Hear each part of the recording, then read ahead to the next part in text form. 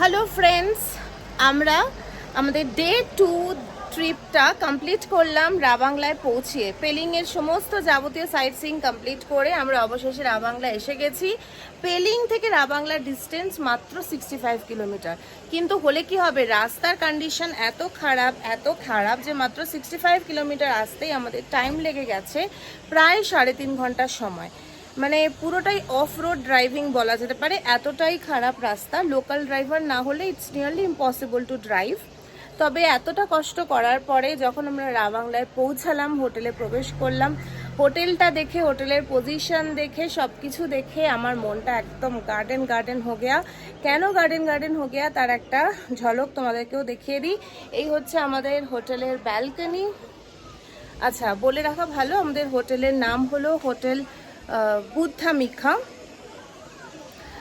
দারুণ ভালো পজিশন, একদম বুদ্ধা পার্কের জাস্ট অপোজিটে। মানে আমাদেরকে আর কষ্ট করে বুদ্ধা পার্কে যেতেই হবে না, এতটাই ভালো হোটেলটার লোকেশন।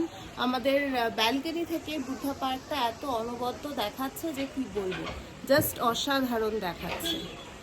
আর নিচের এই লম্বা গাড়িগুলো দেখতে পাচ্ছ, এগুলো সব এসেছে বুদ্ধা পার্কের জন্য। তো সেদিক থেকে আমরা ভীষণ লাকি, কারণ আমাদেরকে আর আলাদা করে কষ্ট করে বুদ্ধা পার্কে সেই অর্থে যাওয়ার দরকার পড়বে না, যদিও we will try to visit Buddha park.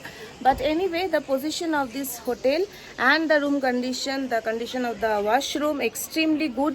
তোমরা যদি রাবাংলা আসার প্ল্যান করো তাহলে হোটেল বুদ্ধামিকা আমার টপ মোস্ট রেকমেন্ডেশনে থাকবে। It's really awesome.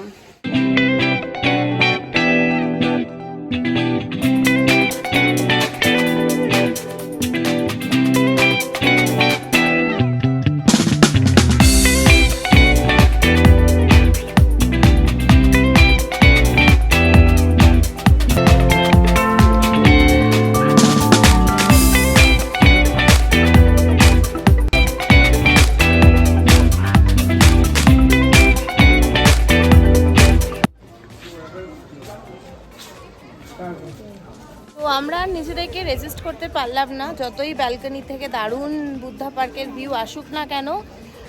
বাঙালি ভ্রমণ পিপাসু, তো আমরা এবার বাদ যাই কেন, আমরা তাই বুদ্ধা পার্কের ভিতরে টিকিট কেটে ঢুকে পড়েছি। আমাদের 4 জনের টোটাল টিকিট লেগেছে 200 রুপিস। তো এখানকার ওয়েদারটা ভীষণ সুন্দর, পিছনে বুদ্ধদেব দেখতেই পাচ্ছ। আর এখানে একটা স্লিপিং বুদ্ধা আছে। চারদিকের অ্যাম্বিয়েন্সটা খুবই সুন্দর।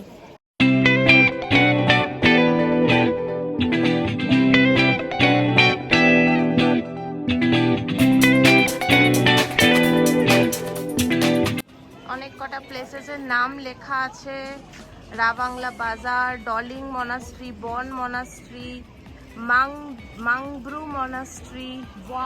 Actually Sikkim is full of so many monasteries, তো এতগুলো তো ঘোরা সম্ভব নয়। তারপরে বুদ্ধা পার্কের এখানে বেশ কিছু দোকানপাট আছে। এখানে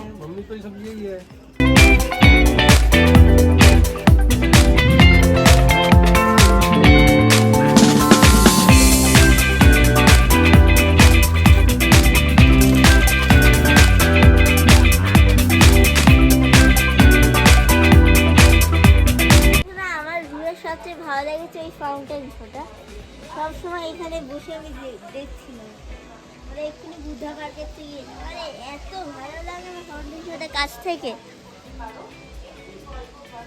আর এখানে অনেক উঁচু জল যায়, তো যদি তুমি ফাউন্টেন বেশি কাছে যাও তাহলে ভিজে যাবে। তো তাও এটা আমার খুব ভালো লেগেছে, জানো আমাদের রুমটাও অনেক ভালো। তাই এখানে বুদ্ধা পার্কের মেন বুদ্ধাটা মনাস্ট্রির গেটটা এখন বন্ধ হয়ে গেছে। এখানে এন্ট্রেন্স থেকে ঢুকে ওখানে জানি কি একটা করেছে। আর এইখানে ফাউন্টেন শো, এত গাড়িগুলো সব এসেছিল দূর থেকে দেখতে, আর আমরা এখানে বসে বসে ফাউন্টেন শো, বুদ্ধা পার্ক সব দেখতে। আমরা এখন রাবাংলায় আছি, হোটেল বুদ্ধামিকাতে। তো কিছুক্ষণ আগে আমরা এই বুদ্ধা পার্কে বেরিয়ে এসেছি এবং আমাদের এখানে টেরেস থেকে পরিষ্কার বুদ্ধা পার্কের পুরো ভিউটা দেখা যাচ্ছে। এবং সন্ধ্যে নামতে একটু অপরূপ দৃশ্য দেখা যাচ্ছে।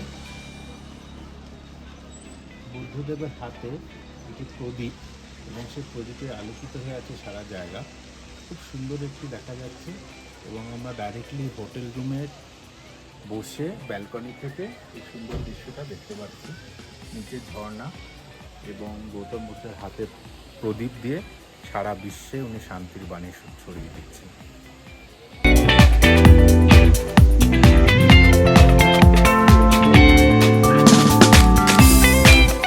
তো বন্ধুরা, আমরা ভেবেছিলাম যে এত কিছু হবে না, আমরা ওই দিকটায় দেখলাম, ওই দিকটায় ফুল লাইট দিয়ে দিয়েছে, গৌতম বুদ্ধের হাতে ফুল গোল্ডেন হয়ে গেছে, আর ফাউন্টেন শো, পিলার্স সব জায়গায় লাইটে ভরা হয়ে গেছে, blue light, red light, yellow light, কিছু কিছু জায়গায় ব্লু, কিছু রেড, কিছু কিছু জায়গায় ইয়েলো। আর ফাউন্টেনটাই জাস্ট ওয়াও, লাইটগুলো দেখো ফাউন্টেন। আর পুরো ওই প্রেয়ার ভিলের জায়গায় রেড লাইট একদম জ্বলেছে, আর খুব সুন্দর লেগেছে ওই জায়গাটা। তো সেই রাত্রে আমরা ডিনার সেরে শুয়ে পড়লাম। আর এই ছিল আমাদের রাবাংলা ভ্রমণ। পরদিন নামচি ভ্রমণ কিন্তু মিস করো না। টাটা।